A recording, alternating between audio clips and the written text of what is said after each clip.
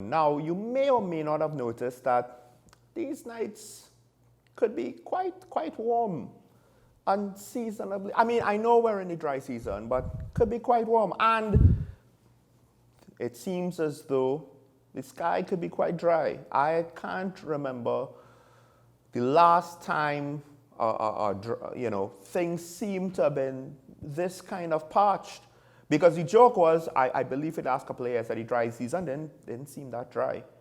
But recently the Ministry of Public Utilities had a press conference which included some explanations with regards to the water situation. But more importantly, it included, well, their announcement for the intentions moving forward over the next couple of months. At the minimum, it seems, the next 2 months. Let's take a listen now with Ketan.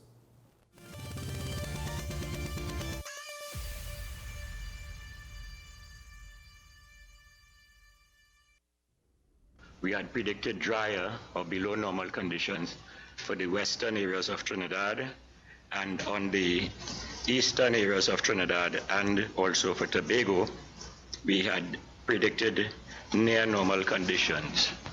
Well, what actually played out was very similar to those predictions.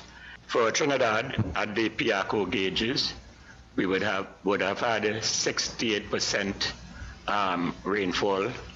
That is in relation to the normal. February 55.6, and this March going there was very low at 16.7, and Tobago was closer to normal for January, 80.2%, 78% for February, and 41.1% for March. Near normal to below normal rainfall for April to June, with flooding potential being moderate, and this most likely below normal in April and May, and this flooding we speak about would be most likely in June, where June would be more closer to normal as far as the rainfall is concerned. We are here to really address our dry season plans. Traditionally, WASA would prepare a dry season plan annually, and what was just indicated by the Met Office would be taken into account. Normally we would share this at the beginning of the year, but because of how we have been managing the situation, managing the water storage, managing our resources, we have been able to fare quite well up until now, and we continue to fare well, but we felt it prudent in light of what was just indicated to now bring to the public's attention that we need to pay particular attention and closely monitor our resources. Granting of the IDB loan, we will be embarking upon pipe replacement. We have identified critical pipes that require replacing. That contributes to the high volume of leakages that we experienced in the past. In addition, we will be embarking upon technology that will allow us to monitor our network and to pick up leaks and other NRWs in a quicker manner and be more responsive, so that in so doing we will manage the resources by managing leaks. We have also recognized that with the climate change and the impacts on climate change, that really affects our surface water sources. The Director of Operations would give you where we are in terms of long-term averages, and in 2 of our reservoirs we are actually above average. In the other 2 we are slightly below the long-term average, but we are managing those resources. What we have done as well, we are embarking upon an extensive well drilling exercise so that we will not be dependent or totally dependent on surface water. We will be looking at groundwater, which is not as susceptible to climate change as surface water is. The opinion of the experts are that in Trinidad we are not as affected as our neighboring partners. We are not in a crisis situation. But that being said, that does not mean it will be business as usual. Given the climate trends, we would like the population to be wary of the warnings issued by the Met Office. We're doing all in our power to monitor and to sustain and maintain our supply as far as possible. I've already outlined some of the steps that we are taking.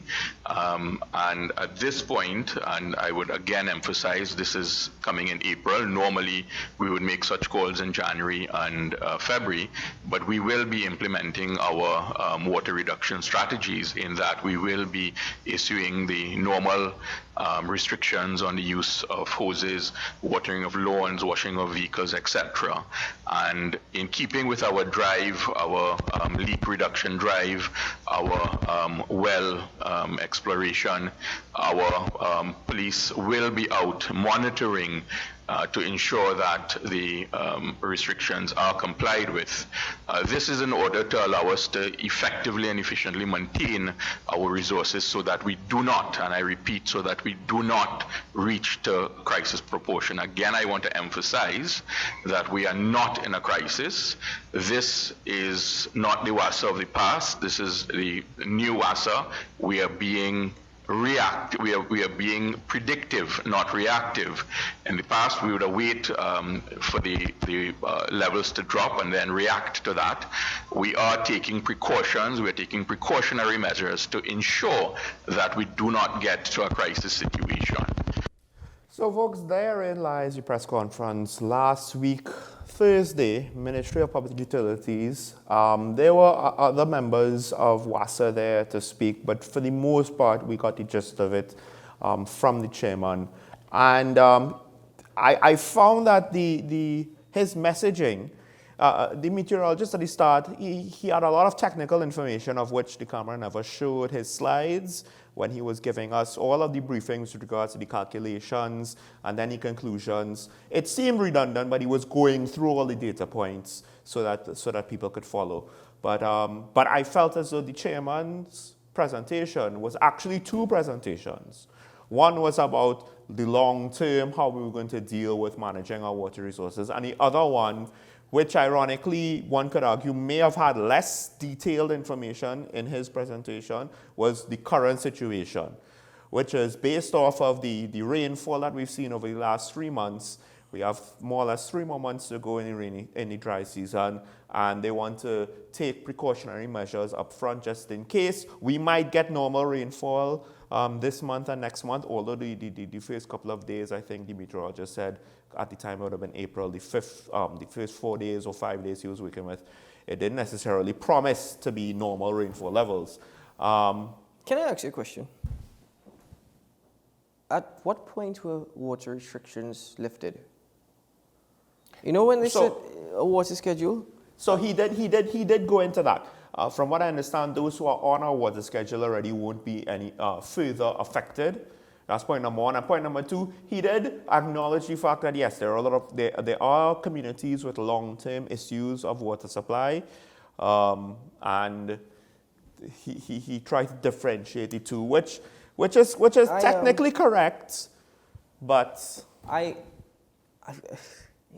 this is not the WASA of the past. This is the new WASA.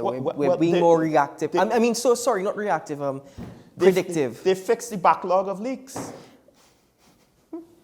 He even went to explain, this is the interesting thing. You would think that the press conference, again, your lead-in is a meteorologist to explain the lower levels of rainfall. March was 16%, 16% based on the averages of what March normally gives us over however many years they're looking at. And he went into how, the minister was misinterpreted, and it didn't mean that there are no new leaks and it's just that we met a backlog of leaks that we managed to fix. And I get that. However, the irony is you are trying to fix a communication error with another communication error. Deal with your first issue first, because a lot of what he said up front was about the leaks and the long term and whatever. Does that have anything to do with current dry season? I don't think so. Three things. One, water restrictions. We were never off of a water schedule. There were always water restrictions. They were never enforced because it seems as though WASA was cutting water whenever they wanted to this entire thing about, not using hoses to wash cars, not using a hose, water your lawn or your driveway. So what happens to the car wash businesses? Well, as far as I'm aware, the car wash businesses that I have gone to, that I patronize, they've used buckets. They have. They fill big barrels with buckets. That's as far as I'm aware. There may be others out there who do different. But the thing is that those regulations were never enforced. I can't recall the last time hearing somebody was issued a fixed penalty ticket for the use of their hoses. So that's 2. 3, they can't necessarily give anybody a fixed penalty ticket anyway when there are these leaks. Or you could tell me to conserve water when I seen water flowing down the road. I'll give you an example. I went by my aunt and uncle for weeks. They're living on a hill. There was a leak from the top of the hill.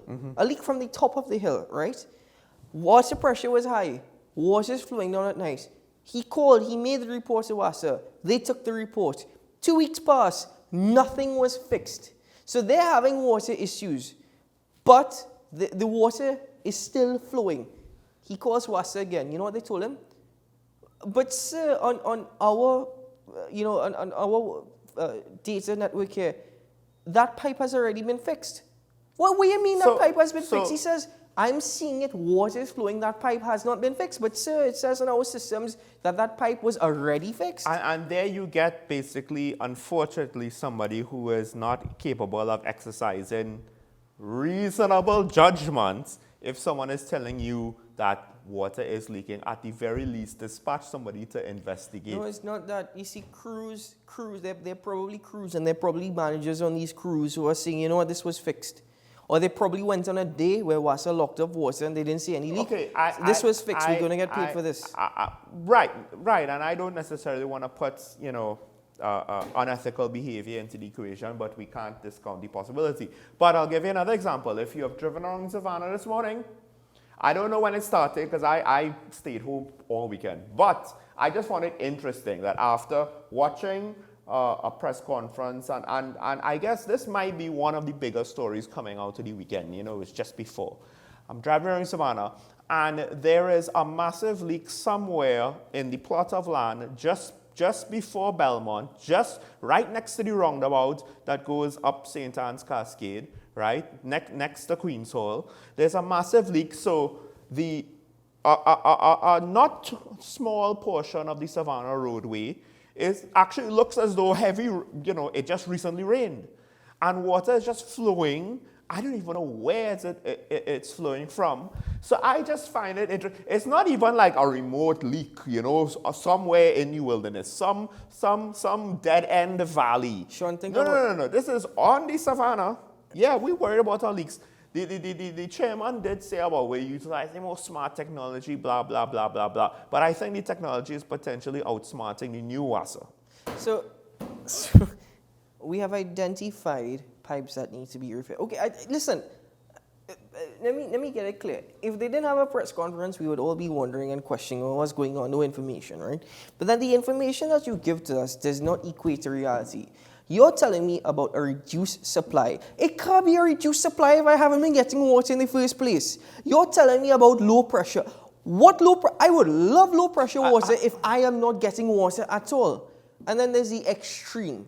There are those who are getting water, but the pressure is so high. The pressure is so intense. There are plumbers who've actually come to my parents' home and they've installed a pressure monitor. And the pressure is so high that there are warnings that it could actually destroy your piping. In fact, there was a leak in my shower because of that. So it's two extremes. It's either low water pressure, but you have no water for months now, right? Or extremely high water pressure that your pipe busts. I mean, we have to close that. That is the quirk of our water system, which is it's not one big system, it's multiple smaller systems. But I hear you. The fact that, again, you can't solve one communication error with more communication errors. And I just felt that this press conference was a bit of a mess, I think they had a plan. I don't know if the chairman necessarily stuck to the plan. Where's the transformation of WASA? Right? The biggest But thing that- that was started. but Where's the wait, transformation wait, of WASA? Therein lies the final question. And I'll just leave you folks alone with this. We were waiting however long for the minister and the restructuring of WASA, only to be told by the chairman, this is the new WASA. What's new about it? Because it's the same crap, different day.